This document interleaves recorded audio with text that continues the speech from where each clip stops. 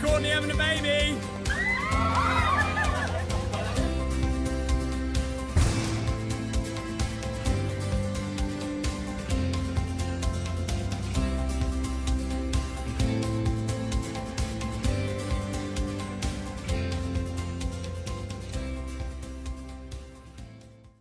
Hi guys, my name's Courtney and welcome back to my channel. This is the second time I'm recording this video because my battery died halfway through recording it the first time. So if it dies again, I don't think I'll be recording this video today. As you can tell by the title of this video, this is my epidural versus natural birth opinions, basically. This is obviously coming from someone who has not given birth before. I don't have any kids yet, so these are just purely my opinions based on things that I've researched and videos that I've watched. Obviously, my opinions may change once I have had my baby or in the middle of labor. However, for now, this is what I personally feel about epidural versus natural birth. What I've done is gone and separated epidurals into a pros and cons list and also natural birth into a pros and cons list. So I will get started. Epidural pros. For how many people get epidurals, I can actually only think of a couple of pros. Obviously, the main one being that there's no pain. So for women who choose to get epidurals and it works correctly for them, there's no pain, and that in itself sounds like an amazing pro to me. I can imagine that in the middle of labor, when you're going through all of those contractions and all of the pain, all you want is for the pain to go away, and that's what an epidural does. The second pro that I can think of for epidurals is that you can rest. If I happen to have a really long labor and I haven't had any sleep, the only way that I may be able to get some sleep is by getting an epidural. This can be beneficial for me during the pushing stage because I'll be more rested, as well as in the first few hours and just the birth as well. I'll be more alert and I won't be so tired. So that is the second pro that I can think of for an epidural. And that's the only two pros that I can think of for an epidural. So I'll go into the cons now. It's a needle in your spine. That is it's such a scary concept to be putting a needle in a little tube into your spine that pumps medication out, and there's so much room for error there. I don't like normal needles as it is. I've definitely gotten better with needles since getting pregnant, but I still don't jump up and down with excitement every time I have to get one. The second con I can think of is that you can't walk around. So you're unable to go to the toilet, you're kind of bedbound basically from when you get your epidural, which to me does not sound pleasant. And leads us into the third con, is that it can actually slow your labor down. From the research that I've done, I've read that it can slow your labor down because you're not up and moving around, and when you are walking around, your baby's moving towards the birth canal, and when you get an epidural, you're just laying horizontal in a bed, which sounds pretty counteractive to me when it comes to laboring. Which leads into the fourth con that I can think of, and that is that you're not in control and you're not able to work with your body. I personally am a little bit of a control freak. I like to plan how everything is going to work out, which obviously in labor and delivery is not something that you can really do because you don't know what's going to happen. But getting an epidural takes a little bit more of that control away from me because I can't feel what my body's doing. If I choose to get an epidural, I won't know when I'm having contractions, or I won't feel them as strongly. I won't know when to push. I won't know a lot of things. I won't know what my body's doing basically. So that's definitely a big con for an epidural for me. The next con I can think of is that you're more likely to tear. And this is purely just because you can't feel what you're doing. If you don't have an epidural, you can obviously feel everything, but if you're completely numb down there and you're just pushing because the doctor's telling you to, you're not going to be able to feel what is too much for you. So you are more likely to tear. And from what I've heard, you're also more likely to have medical intervention, such as the forceps or the vacuum.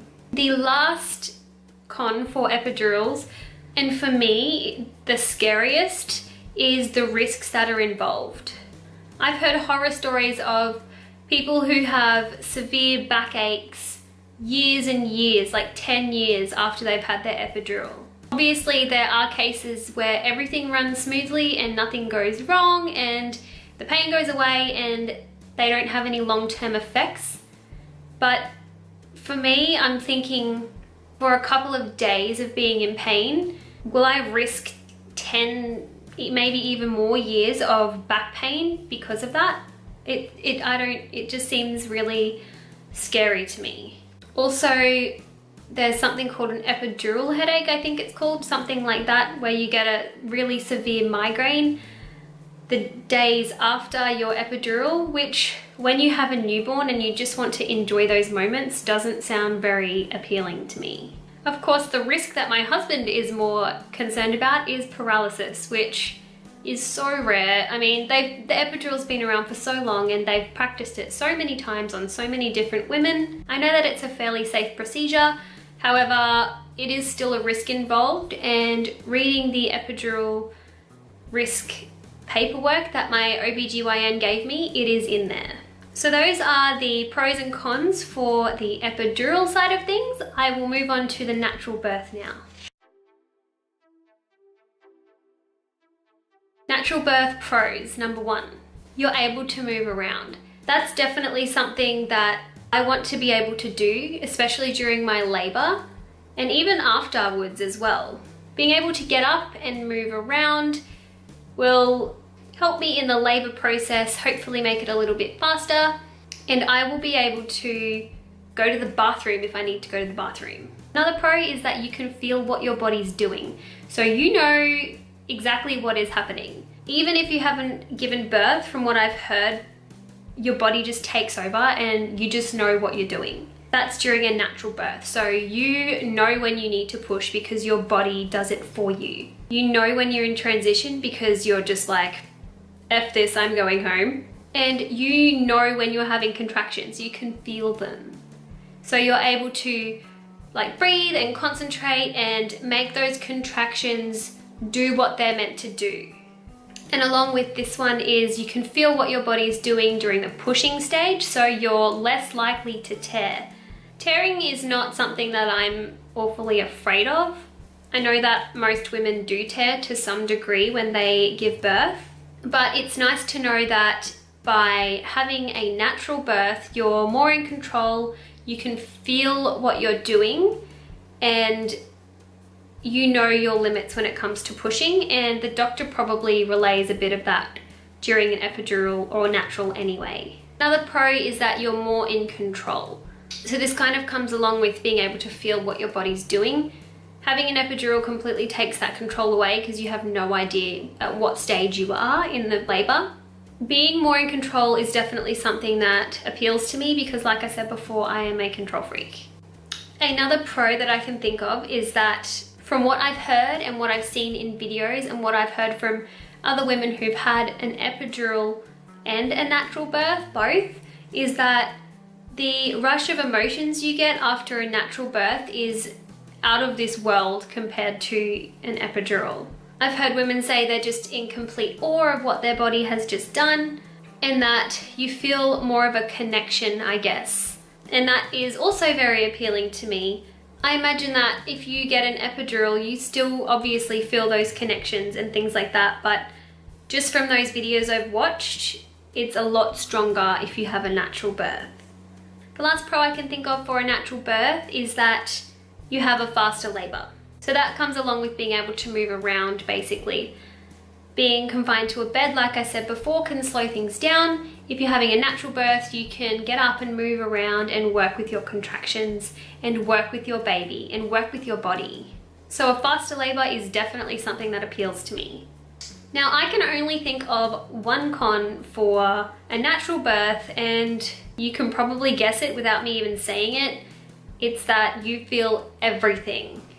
You feel all the pain and from what I've seen, it's pretty painful.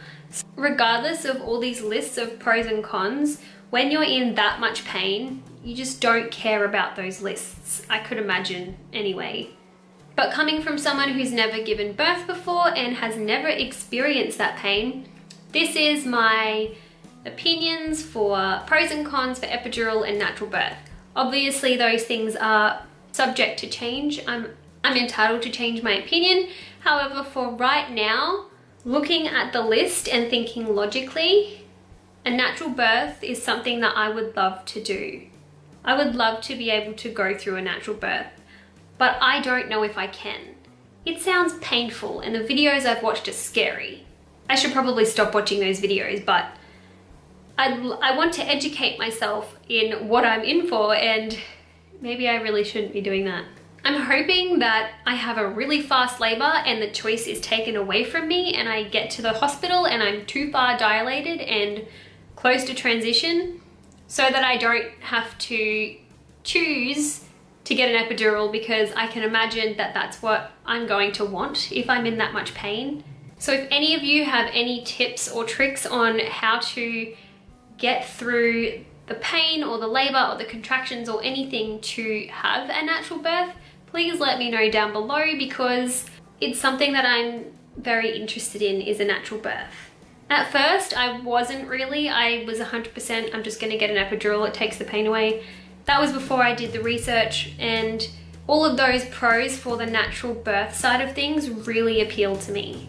So if you want to share your birth story, or whether you had an epidural or a natural birth and you enjoyed it or you didn't, or something went wrong or everything went perfectly, let me know down below. I'd love to hear your stories. I will also leave my email down below in case you don't want to share it on social media. Coming up on Saturday, I have my antenatal class booked in. So it goes all day long and they teach you a little bit more about labor and delivery. So hopefully I learn a few extra things there and maybe some coping mechanisms for labor and delivery. My husband thinks that he should be able to make it. He is outfield at the moment, but he thinks that they might be able to send him home one day early just so that he can go to this class with me. If anything, he'll just be a little bit late, which is fine. Okay guys, thank you so much for watching this video. If you would like to follow our journey, you can subscribe below, and I will talk to you guys later. Bye!